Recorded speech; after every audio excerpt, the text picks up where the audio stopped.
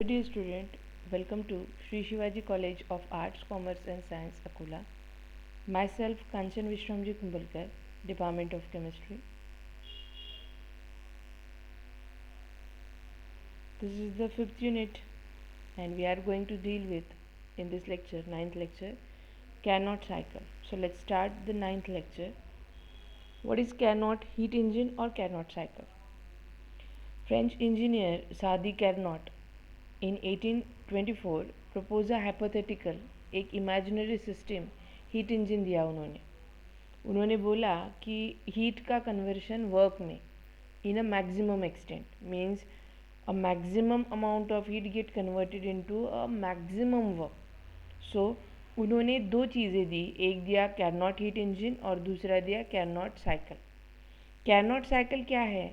जहाँ पे दो टेम्परेचर और चार ऑपरेशंस जो होंगे, बट एट द एंड जो ऑपरेशन है, जो सिस्टम है जहाँ से शुरू हुई थी वहाँ पे ही एंड होगी, and that is nothing but a Carnot cycle. And the Carnot heat engine. Carnot heat engine possesses a three main part. Let's check out first of all Carnot cycle. This is the Carnot cycle.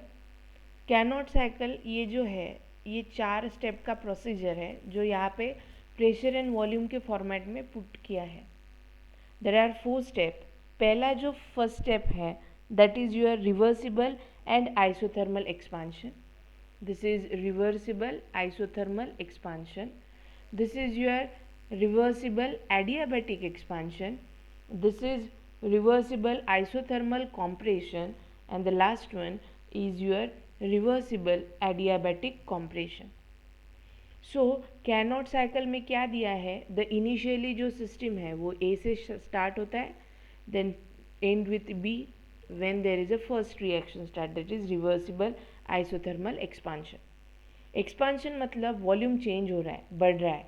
देखिए यहाँ पे the pressure volume is P1V1, this is the volume, और at a B this is the volume. Means as compare to this volume ये volume बहुत बढ़ गया है. So this is the expansion. Expansion मतलब क्या? तो वॉल्यूम बढ़ जाता है. Isothermal means during this reaction, during this process system का जो टेम्परेचर रहेगा वो कॉमन रहेगा, and that has been counted as a T2. यहाँ पे T2 लिया है. सो ए पे अगर टेम्परेचर T2 है तो बी पे भी टेम्परेचर T2 है. Why? Because it is a isothermal. Next one the B2C. Second step जो है B2C पे क्या हो रहा है? B2C पे हो रहा है एडियाबेटिक एक्सपांशन. यहाँ पे भी एक्सपांशन हो रहा है, वॉल्यूम बढ़ रहा है. यहाँ पे भी एक्सपांशन हो रहा है, वॉल्यूम बढ़ रहा है. बट ये आइसोथर्मल था, मतलब टेम्परेचर कांस्टेंट रहेगा. ये आइसोथर्मल नहीं है, ये एडियाबेटिक है. यहाँ पे टेम्परेचर चेंज होगा. यहाँ पे अगर T2 है तो दिस यहाँ पे C पे टेम्परेचर T2 नहीं रहेगा, वो अलग है, तो that is temperature T1. So what is the changes? यहाँ पे P2V2 है तो यहाँ पे P3V3 है. तो यहाँ से यहाँ तक यहाँ से यहाँ तक आने के लिए उसे प्रोसेस कौन सी करनी पड़ रही है? Adiabatic expansion. अगेन जो थर्ड वाला है, third step, that is it's a reversible isothermal compression. यहाँ पे क्या हो रहा है? Reversible. All the 4 steps are reversible. Reversible मतलब at any step the reaction can be get backward, and this is known as the reversible. पहला था isothermal expansion. Isothermal means temperature constant. दूसरा था एक्सपांशन, बट ये था adiabatic expansion. Third step जो है वो है रिवर्सिबल आइसोथर्मल कॉम्प्रेशन. ये भी reversible isothermal, but it is expansion. ये रिवर्सिबल आइसोथर्मल कॉम्प्रेशन. तो यहाँ से यहाँ तक जा रहा है. टेम्परेचर क्या रहेगा? बिकॉज इट इज़ आइसोथर्मल, तो जो टेम्परेचर यहाँ पे रीच होगा वही टेम्परेचर यहाँ पे भी मेंटेन होगा. So that temperature is counted as a T1 suppose. Now यहाँ पे सिस्टम आ गया P4 एंड V4 पे. नाउ जब ये फाइनली चला जाएगा यहाँ पे तो एक साइकिल कंप्लीट हो जाएगा, और ये साइकिल को बोल रहे हैं Carnot cycle, because scientist Carnot ने वो आइडेंटिफाई किया, हाइपोथाइज्ड किया, इसीलिए इसे बोल रहे हैं कैरनॉट साइकिल. सो पहला है आपका द रिवर्सिबल आइसोथर्मल एक्सपांशन, दूसरा है रिवर्सिबल एडियाबेटिक एक्सपांशन, तीसरा है रिवर्सिबल आइसोथर्मल कॉम्प्रेशन। देखिए यहाँ पे वॉल्यूम क्या था, दिस वन वॉल्यूम, और यहाँ पे वॉल्यूम क्या है, this much volume. So as compare to this ये वॉल्यूम घट गया है, so this hence it is known as the compression. And from D to A this is nothing but your again the compression, but कौन सा, यहाँ पे temperature change नहीं हुआ बट यहाँ पे टेम्परेचर चेंज हो रहा है, so this is your adiabatic compression, reversible adiabatic compression, and this is known as the Carnot cycle. So let's check out the Carnot engine. This is the Carnot heat engine which consists three parts. पहला है hot reservoir जो hot रहेगा, which is also known as the source of heat, जहाँ से heat मिलेगी. एक है cold reservoir which is also known as the cold body which is having a temperature T1. इसका टेम्परेचर T2 रहेगा, इसका टेम्परेचर T1 रहेगा. ये कोल्ड रहेगा और ये यहाँ से हीट एब्जॉर्ब करेगा और इसे सिंक भी बोला जाता है. And there is a third party which absorb the hot heat from that of the hot reservoir and converted into the work and heat transfer to the cold reservoir. So this is the third one is the working substance. So कोई भी Carnot heat engine के लिए तीन part है. पहला है hot reservoir, second one is the substance, working substance which convert the work, and third one is the cold reservoir. This is the another another diagram of this is hot reservoir, this is cold reservoir which is known as the sink also, and this is the heat transfer, that is working system. Now next one, this is the Carnot engine cycle. This is the Carnot cycle.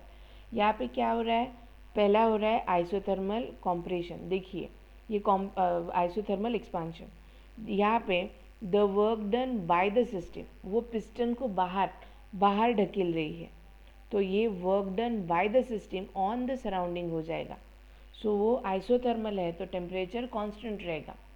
Second step में क्या था, second step था adiabatic expansion again. So second step में volume और बढ़ जाएगा. देखिए as compare to this volume और बढ़ गया, मतलब पिस्टन बाहर की तरफ जाएगा.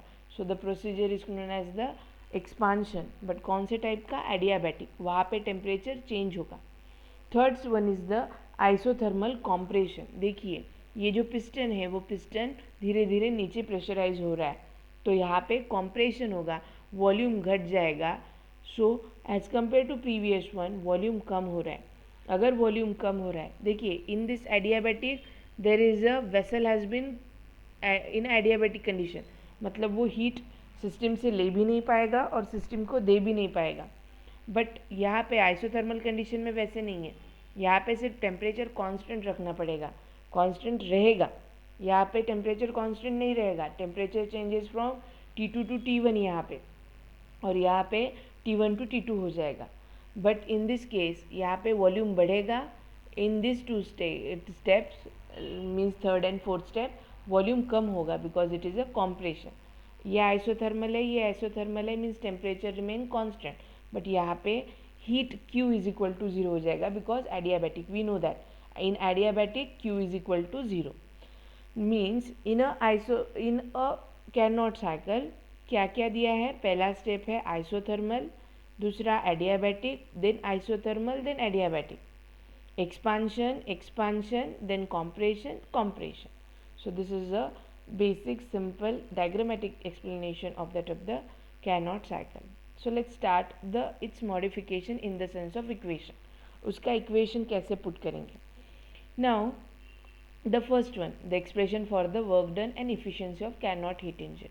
Efficiency क्या होता है, efficiency मतलब अगर वो इंसान ने एनर्जी ले ली और वो पूरा का पूरा एनर्जी वो वर्क में यूटिलाइज कर रहा है, वेस्ट नहीं कर रहा है, तो that person is considered as the 100% efficient. अगर एक आधा मशीन है, फॉर एग्जांपल सादा सिंपल, हम बाइक में पेट्रोल भराते हैं, पेट्रोल भराने के बाद में अगर वो पेट्रोल कम्प्लीटली कन्वर्टेड इनटू वो चलने में अगर हो रहा है तो that is considered as 100% efficient. But वो गाड़ी चलते वक्त गर्म हो जाती है, means some amount of heat get liberated in the sense of thermal condition also, वो टेम्परेचर के फॉर्म में भी वो इजेक्ट हो रहा है, तो वो 100% इफिशिएंट नहीं होगा. मतलब फॉर एग्जांपल अगर किसी इंसान को आपने अ पर्टिकुलर क्वांटिटी पे काम पे रख दिया वो पूरा का पूरा जितना पैसा ले रहा है अगर उतना काम कर रहा है तो दैट इज़ 100% इफ़िशिएंट, वो पूरा काम कर रहा है 100%। If it is not then वो 100% इफ़िशिएंट नहीं है।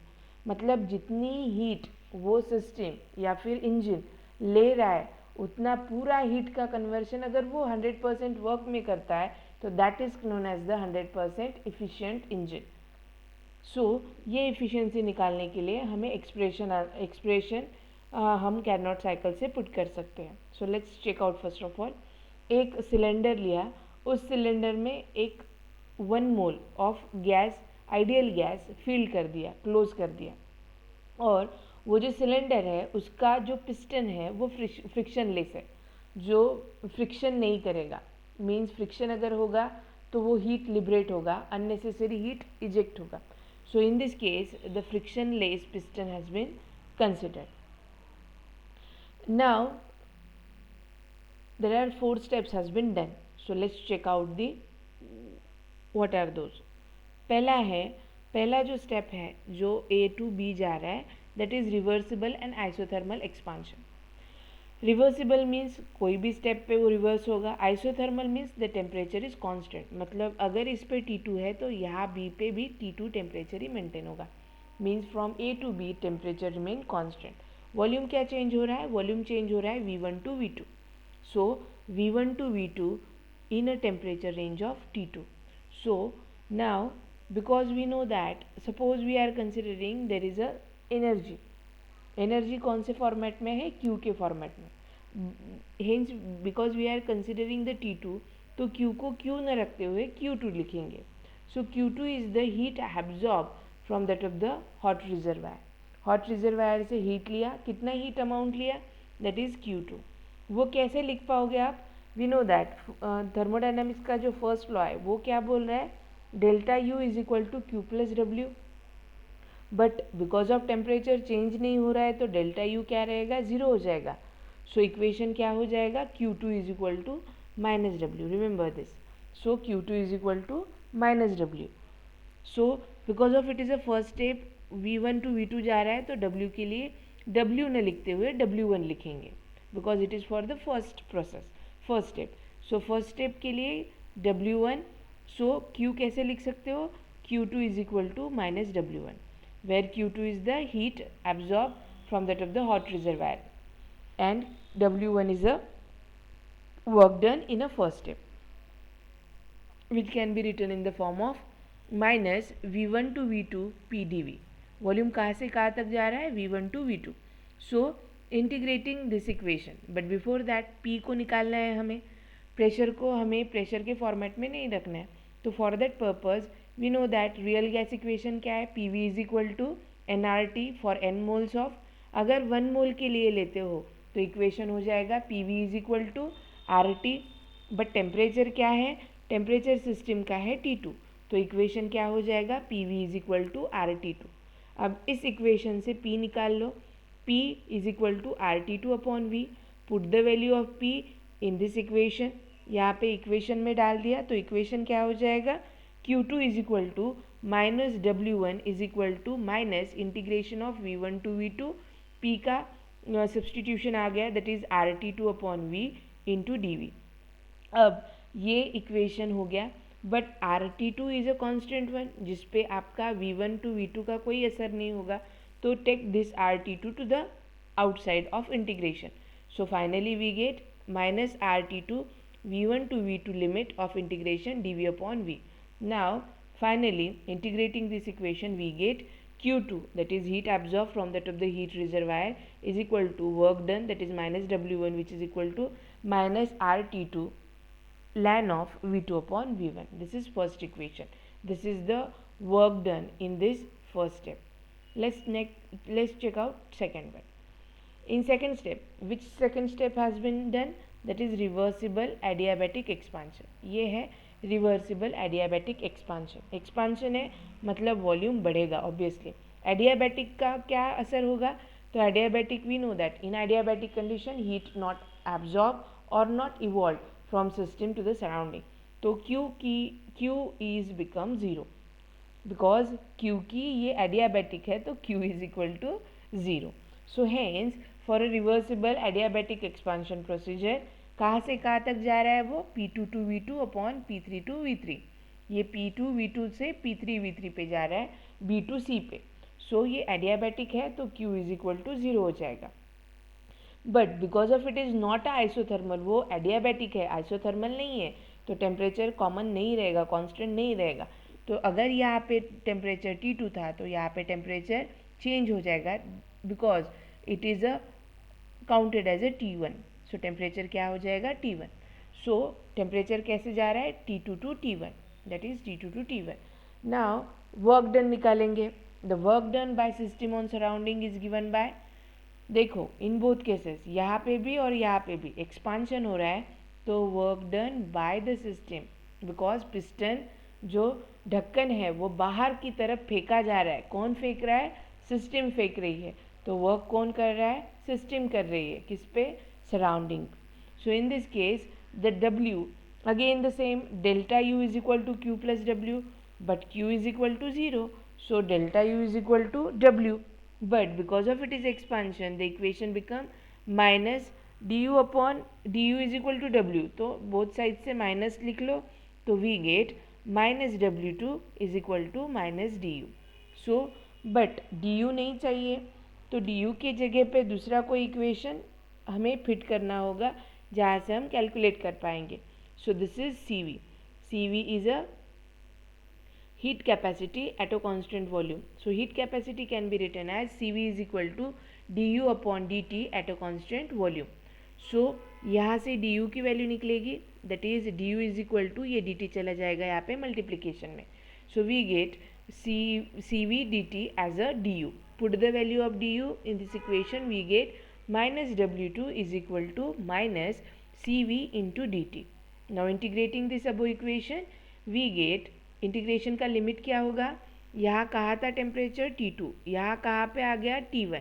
So hence upper limit and lower limit, remember this is the lower limit, यहाँ से यहाँ जा रहा है तो T2 से T1 जा रहा है। तो इंटीग्रेटिंग दिस इक्वेशन फाइनली ये CV पे टेम्परेचर का कोई इफेक्ट नहीं रहेगा, वो बाहर आ जाएगा।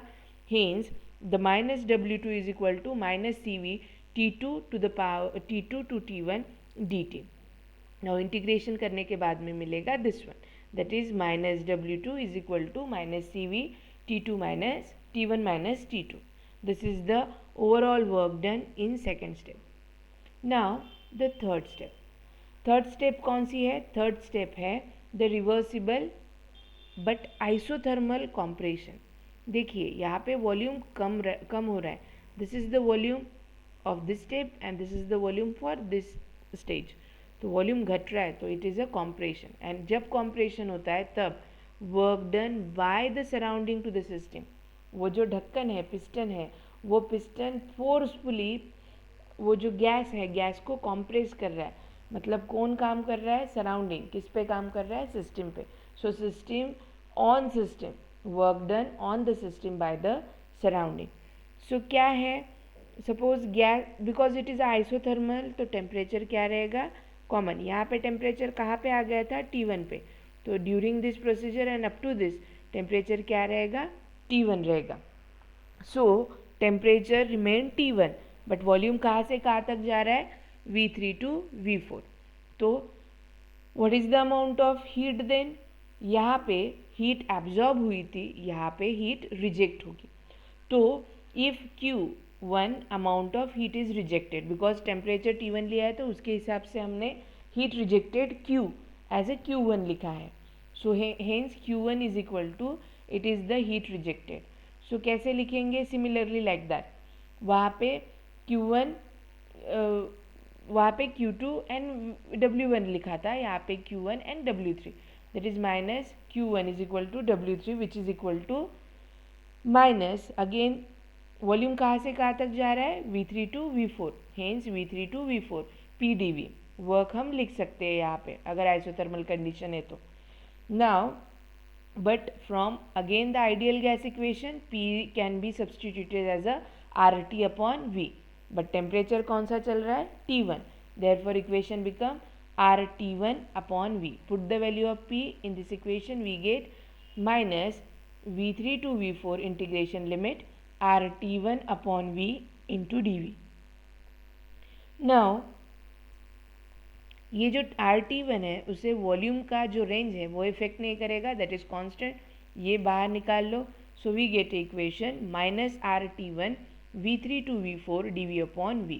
Now integrating this equation we get minus Q1 which is equal to W3 equals to minus RT1 ln of V4 upon V3. This is the third equation and this is nothing but your overall work in a third step. Now the final step, that is D2A. This AD curve is nothing but because of the reversible adiabatic compression. ये adiabatic है मतलब temperature change होगा, यहाँ पे T1 था तो T2 और volume change होगा, that is V4 to V1, but compression है तो वॉल्यूम घट रहा है, कम हो रहा है. बिकॉज ऑफ adiabatic है तो Q is equal to 0. So Q is equal to 0 from volume V4 to initial volume V1. देखिए ये टर्न हो गया, पूरा आ गया. Hence it is known as the Carnot cycle. जहाँ पे था वो सिस्टम वहाँ से घूम के फिर वो वहाँ पे ही आ गया. Hence it is known as the Carnot cycle in a change of temperature T1 and T2. दो टेम्परेचर दिए हैं, 4 स्टेप्स है और वो सर्कल घूम के इनिशियल स्टेप पे आ जाता है. Now in this step from D to A, the pressure and volume is P4 V4 and यहाँ पे initially P1 V1. So work done कहाँ पे? Work done is written as the in the sense of minus du Q because Q is equal to 0. तो Q की value हटा दी तो we get a W4 is equal to minus du. वहाँ पे minus W and minus du लिखा था but वहाँ पे एक्सपांशन था, रिमेंबर ये कॉम्प्रेशन है इसीलिए plus W4 is equal to minus du. Now again the Cv is equal to du upon dt at a constant V. From this we can put the value of du. So we get W4 is equal to minus du which is equal to minus Cv dt. So integrating the above equation in a limit of temperature. Temperature कहाँ से कहाँ तक जा रहा है? यहाँ पे T1 था, यहाँ पे T2 है. So T1 to T2. Remember we get a equation that is W4 is equal to minus T1 to T2 Cv into dt.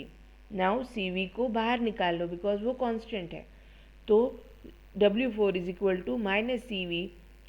Integrating this equation we get T2 minus T1 and this is nothing but a fourth equation which gives a overall work done in this fourth step. Now the overall net work. अब net work क्या होगा? Net work done is nothing but the addition of overall work. तो W1 plus W2 is equal plus W3 and W4. W1 and W2 वो expansion है तो उनके values minus में आएंगे. So hence the minus W1 minus W2 and plus of W3 and W4. Add करने के बाद में putting the value of all W1, W2, W3 and W4 we get minus RT2 ln of V2 upon V1. This is value of this one. This is the value of W2. This is the value of W3 and this is the value of W4. But we know that देखिए यहाँ पे CV T2 T1 minus T2 and CV T1 minus T2 ये minus है ये plus है, therefore ये दो terms cancel हो जाएंगे. सो क्या बच गया? That is W net overall work done, net work is nothing but minus RT ln V2 upon V1, this one, or minus RT1 ln V4 upon V3. This is the overall work done. This is the overall work done in a Carnot cycle. This is equation number 5. Now अभी इसे थोड़ा modification करेंगे, but we know that TV to the power gamma minus 1, that is temperature into volume, volume का power है gamma minus 1 is nothing but a constant.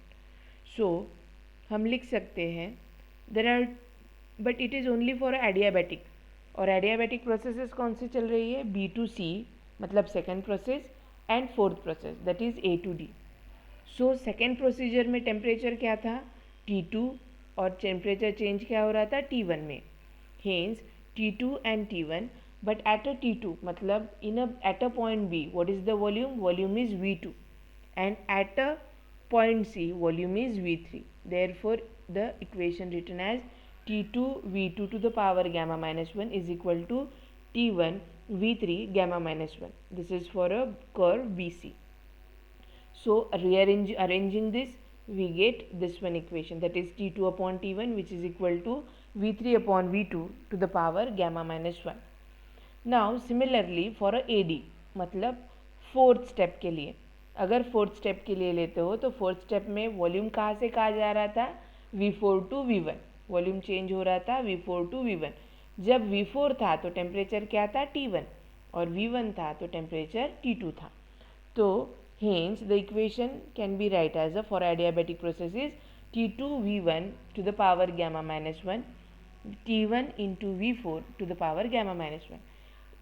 यहाँ पे gamma minus 1 power जो है वो सिर्फ वॉल्यूम के टर्म को है, टेम्परेचर के टर्म को नहीं है. hence यहाँ पे वो ओवरऑल चला जाएगा, बट यहाँ पे पावर नहीं आएगा. सो फ्रॉम इक्वेशन 6 एंड 7 ये T2 अपॉन T1 है, ये भी T2 अपॉन T1 है. So this right hand side also equal. So we can write V3 upon V2 up to the power gamma minus 1 equals to V4 upon V1 to the power whole power gamma minus 1. So gamma minus 1 common to both, वो निकाल दो तो we get V3 upon V2 which is equal to V4 upon V1. Now rearranging this equation we get ये V4 यहाँ पे multiplication में है तो चला जाएगा यहाँ पे, और V2 ऊपर आ जाएगा. So we get V3 upon V4 is equal to V2 upon V1. We get V3 upon V4 equals to V2 upon V1. Now again the fifth equation which gives the overall work done, जो पूरा net work done निकाल रहा है वो equation था minus RT2 ln of V2 upon V1 minus RT1 ln of V4 upon V3. But in a previous equation we check out that पहले जो equation है वो इक्वेशन में हमने देखा था कि V4 upon V3 को हम V1 upon V2 लिख सकते हैं. देखिए V4 upon V3 can be written as a V1 upon V2 और V3 upon V4 is nothing but a V2 upon V1. Now यहाँ पे माइनस साइन है तो multiply this equation with a minus sign. So minus W net equals to, ये minus minus plus हो जाएगा और ये माइनस माइनस प्लस हो जाएगा. So multiplying this equation with -1 we get this equation. Now we know that previously जो equation लिखा था वहाँ पे V4 upon V3 can be substituted as a V1 upon V2. Putting this value in this equation, ये equation put कर दिया. V4 के जगह V4 अपॉन V3 के जगह V1 अपॉन V2 ले लिया जो प्रीवियस में प्रूव किया है. नाउ यहाँ पे V2 अपॉन V1 है, यहाँ पे V1 अपॉन V2 है. अगर हमें ये रिवर्स करना है तो हमें ये पूरे टर्म को माइनस साइन से मल्टीप्लाई करना पड़ेगा. So multiplying this term with -1, so we get minus of RT1, बाकी का एज इट इज़ रिमेन रहेगा, RT1 ln ऑफ ये जो V1 अपॉन V2 था वो V2 अपॉन V1 हो जाएगा. Now in this equation the R and ln of V2 upon V1 is common. This is R, ln of V2 upon V1. So put this common. So equation क्या हो जाएगा, R ln of V2 upon V1 into T2 minus T1. So this is the equation. So this is in the term of temperature and volume. This is the overall net, the net working during the Carnot cycle. This is the most important equation. So net heat absorbed by the system is complete cycle which is given by Q is equal to heat absorbed in various step, heat rejected in various step. जो absorb किया और जो reject किया उसका जो difference है that is nothing but the overall heat of the system. So heat absorb कितना किया था, that is Q2 जो पहले स्टेप में देखा था, और थर्ड स्टेप में जो देखा था वो था heat rejected which is counted as a Q1. Hence Q2 minus Q1 is nothing but a capital Q. And what is capital Q? Capital Q is nothing but a net heat absorbed. And but we know that the net heat absorbed is nothing but a net work performed. Therefore जो minus W net के लिए equation आया था previously, equation number 8, हम Q के लिए भी लिख सकते हैं. So hence capital Q or simple Q can be written as the minus Q net is nothing but a net Q, that is heat of the system, is equal to a difference between Q2 minus Q1, that is heat absorbed minus heat rejected, equals to R T2 minus T1 ln of V2 upon V1. This is the 10th equation, which is in the form of a overall work net and overall heat of the system. This is the visualization of how the Carnot cycle has been working. This is isothermal, this is adiabatic, isothermal, adiabatic. ये expansion हो रहा है, then again expansion, compression and compression. This is expansion and this is compression. Okay, so this is the expansion and compression procedure. And the last point is the efficiency of heat engine. अगर वो 100% heat लेके 100% work में convert करता है तो that is counted as the 100% efficient engine. So what is the efficiency? Efficiency is counted as the eta. Eta is nothing but a net work performed and heat upon heat absorbed. जितना उसने heat लिया उतना अगर उसने work done किया तो that is considered as the 100%. Means the efficiency can be written as the ratio of the overall work net work or total work done divided by the heat absorbed, that is Q2. जो heat उसने absorb किया that is Q2. Now considering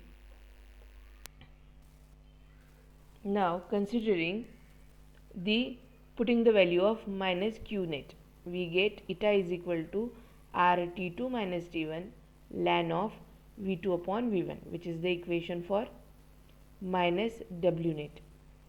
This is the overall equation in the split up form. And Q2 is nothing but a RT2. ये पहले equation में मिला था हमें. Q2 is equal to RT2 ln of V2 upon V1. This is the net work, which is equation 8 or 9, and this is equation 1. And by this R get cancelled with this one, and V2 ln of V2 upon V1 get cancelled with ln of V2 upon V1. So बच क्या गया? That is T2 upon T1 divided by T2. So this is the temperature in from A to B, and this is the temperature from B to C. So the total efficiency can be written as T2 minus T1 upon T2. Now if T2 is 0, अगर ये 0 हो जाता है तभी T2 upon T2 divided by T2 that is equal to 1, तो efficiency 1 हो जाएगी. मतलब वो 100% काम करेगा, उसकी efficiency कितनी रहेगी? 100%. But it is not possible. T2 0 कैसे लेंगे? It is not possible. 0 Kelvin पे सिस्टम नहीं वर्क कर पाएंगे हमेशा. It is not possible always. Hence the T2 की कुछ ना कुछ वैल्यू रहेगी. सपोज एक भी रही तो this T2 divided by T2 वो लेस देन 1 आएगा. अगर ये T1 अगर 0 है, अगर T1 is 0, then and then only the eta can be equal to 1, and then the efficiency is counted as 100%. Means eta is 1 only when the temperature of cold body is absolute zero, means 0 Kelvin. And in practice, this is an impossible situation. Therefore, the efficiency of any heat engine is less than 1 or 100%.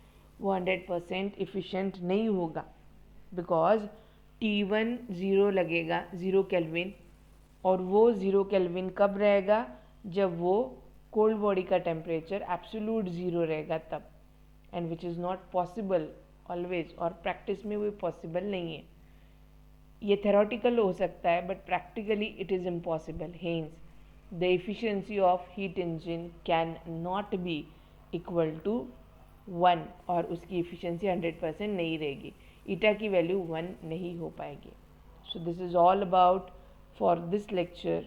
In next lecture we will start with the numericals on the efficiency of Carnot cycle of heat engine. So for this you should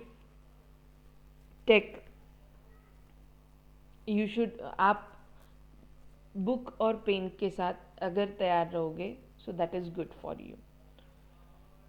So up to then, take care, be safe. Thank you very much.